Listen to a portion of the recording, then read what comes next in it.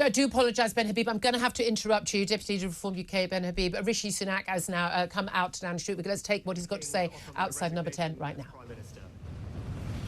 To the country, I would like to say, first and foremost, I am sorry.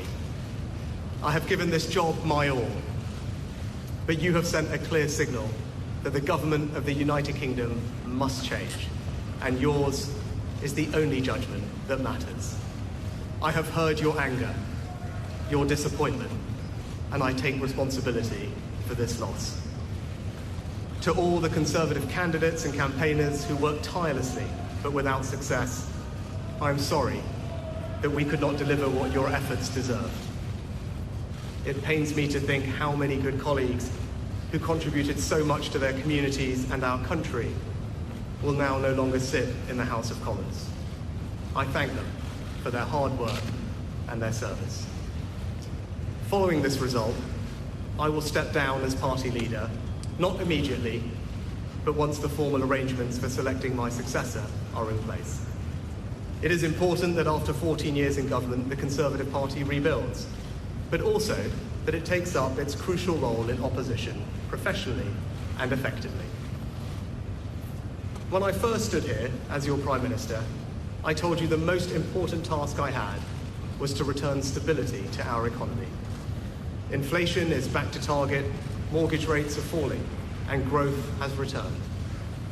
We have enhanced our standing in the world, rebuilding relations with allies, leading global efforts to support Ukraine, and becoming the home of a new generation of transformative technologies. And our United Kingdom is stronger too, with the Windsor Framework, devolution restored in Northern Ireland, and our union strengthened.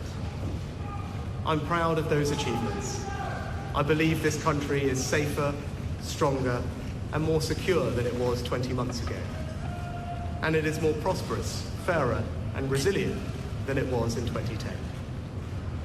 Whilst he has been my political opponent, Sir Keir Starmer will shortly become our Prime Minister.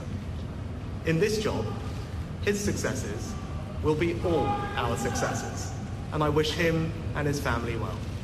Whatever our disagreements in this campaign, he is a decent, public-spirited man who I respect. He and his family deserve the very best of our understanding as they make the huge transition to their new lives behind this door, and as he grapples with this most demanding of jobs in an increasingly unstable world.